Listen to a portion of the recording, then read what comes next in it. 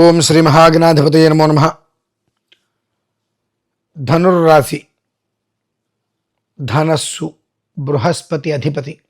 అయితే ధనస్సు రాశి వారికి ప్రస్తుత వాతావరణంలో గురు శాపం అనేటువంటి దాని వలన అనుకున్నటువంటి ప్రతి ఒక్కటి చాలా నిదానంగా నడవటం ప్రారంభమవుతుంది. నీరస పడకండి, అయ్యో ఏమిటి అనేటువంటి కంగారు పడకండి. వాతావరణం ఎప్పుడూ అనుకూలంగానే ఉంటుంది అని మనం అనుకోవద్దు. ప్రతికూల వాతావరణం అనేటువంటిది కూడా అంతకు మించిన ప్రతికూలంగానే మనకు కనిపిస్తూ ఉంటుంది. కనుక ఎంత నెమ్మదిగా జరిగినా జరుగుతుంది కదా అని ఒక విషయంతో దాన్ని ప్రశాంతంగా అలానే ఉండనివ్వండి. ఏదో మనం ఇంత ప్రయత్నం చేస్తున్నాము, ఇంత తారాసపడుతున్నాము, ఇంత తాపత్రయపడుతున్నాము, ఇంకా వాతావరణం ముందుకు కదలకుండా అంతా చాలా నిదానంగా నడుస్తుంది అని దాన్ని ఏదైనా అటో ఇటో తిప్పే ప్రయత్నం చేస్తే బొక్క బొర్రలా పడతాం మనం. ధనుర్రాశి వారికి సమయం నిజంగానే అనుకూలంగా లేదు. అన్నీ ఎంతో సుస్పష్టంగా అనుకూలంగా కనిపిస్తూ అత్యంత ప్రతికూలంగా సాగుతుంది ఇప్పటి నుంచి. కాబట్టి ప్రతి విషయంలోనూ కూడా అయ్యో నాకు జరగట్లేదు అనేటువంటిదిగా మీరు ఆలోచించవలసిన అవసరం లేదు. ఎందుకు ఆ మాట అంటున్నానంటే మనోవిచారం అనేటువంటిది చాలా ఎక్కువగా కలుగుతుంది.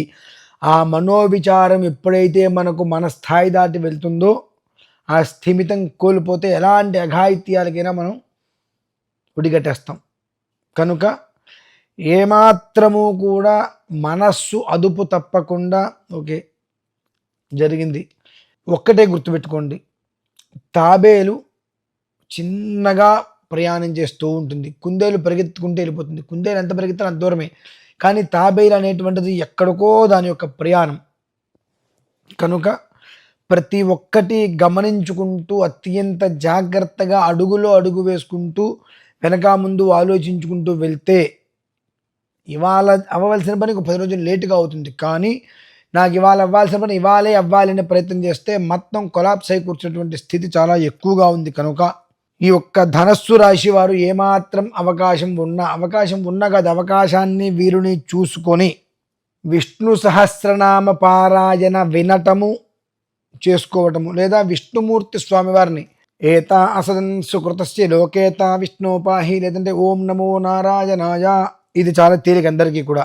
కనుక ఓం నమో నారాయణాయ అనేటువంటి ఒక్క అష్టాక్షరీ మంత్రాన్ని మీరు ఎంతగా తపిస్తూ జపిస్తూ ఉంటే అంతగా ఆ సుదర్శన నారాయణుడు మీ వైపు ఎలాంటి చెడు రాకుండా సుదర్శనంతో మొత్తాన్ని కూడా నిర్వీర్యం చేసి మీకు సౌఖ్యాన్ని శుభాన్ని అందిస్తాడు. ఓం శ్రీ మహాగణాధిపతయే నమో నమః. స్వస్తి.